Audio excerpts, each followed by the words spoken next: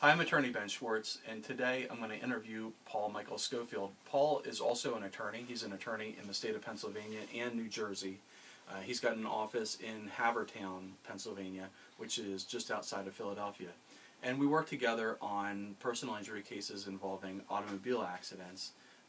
Paul, today I want to ask you about a particular type of case, which is a type of case where a Delaware resident gets in a car accident in New Jersey. You know, we see a lot of New Jersey turnpike rear-end car accident type cases, and I want to ask you about the insurance law in New Jersey. I think it's called the Deemer statute. Well, Ben, the insurance rules in New Jersey specifically say they have two types of policies in New Jersey. One is a verbal threshold policy where you are precluded from suing for non-economic damages and can only sue for really serious injuries, and a higher tier policy which does not have that preclusion.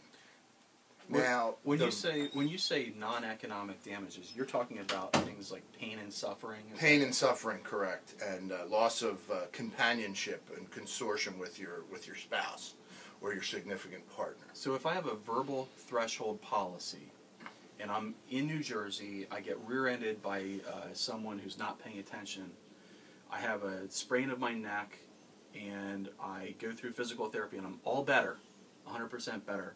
You're telling me I cannot sue the at-fault driver for my pain and suffering?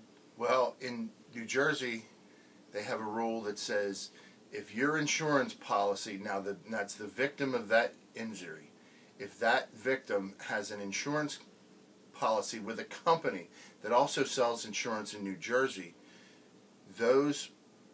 that person will be deemed to have the verbal threshold policy, meaning that person will be deemed to have the lower value policy, in that they cannot sue for economic damages and can only sue for a specific set of enumerated injuries, and those are typically serious injuries, meaning a compound fracture, an injury that requires surgery, a loss of a fetus, or a loss of a limb. So those are very serious injuries, and the statute states that you can sue for those and for your pain and suffering as long as those injuries occur in that accident. Now, in Delaware has made an exception, from what I understand. Mm-hmm. So in Delaware, let's say in this example, I'm a Delaware resident, I get rear-ended in New Jersey, and I'm deemed to have the lower level policy where I can't sue the at-fault driver for my pain and suffering, for my whiplash injury. In that situation, I can make a Delaware uninsured motorist claim under my own Delaware insurance policy. I can collect from my insurance what I would have been able to get from the at-fault driver if New Jersey law had permitted me to sue the at-fault driver. That's how it works, right? That's correct. And so when we have Delaware residents who are injured in car accidents in New Jersey, I think that the takeaway from this video is it's important to have a team of attorneys that not only knows Delaware law, but also knows New Jersey law and can figure out how to make a claim. It's either going to be a New Jersey claim against the at-fault driver, or it's going to be a Delaware claim for uninsured motorist benefits. But how to make that claim and how to protect your legal rights if you're in that situation. Would you agree with that? I do. And it's often the case where you can make both claims.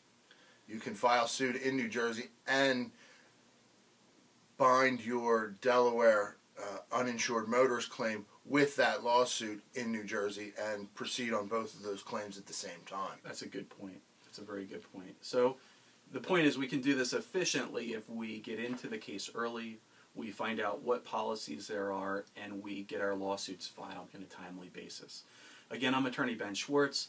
To my right is attorney Paul Michael Schofield. If you have any comments about this video, please go to our Facebook page, facebook.com/schwartzandschwartz. You can email me at ben.schwartz@schwartzandschwartz.com. Paul, what's your email address? Mine is paul@paulschofieldlaw.com. And that's SCHOFIELDLAW.com. There you go.